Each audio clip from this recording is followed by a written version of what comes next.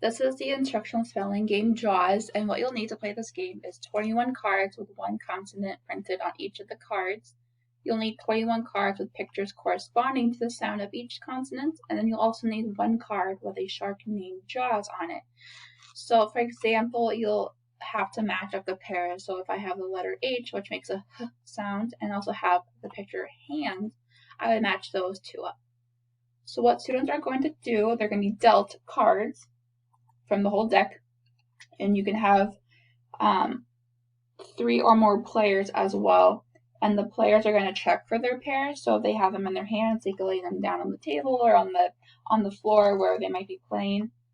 And then the first player is going to start, and they're going to turn to their left to the partner next to them and pick a card from that player's hand to see if they can match with what they have in their hand to make a pair, and then to put on the table or if they're sitting on the ground.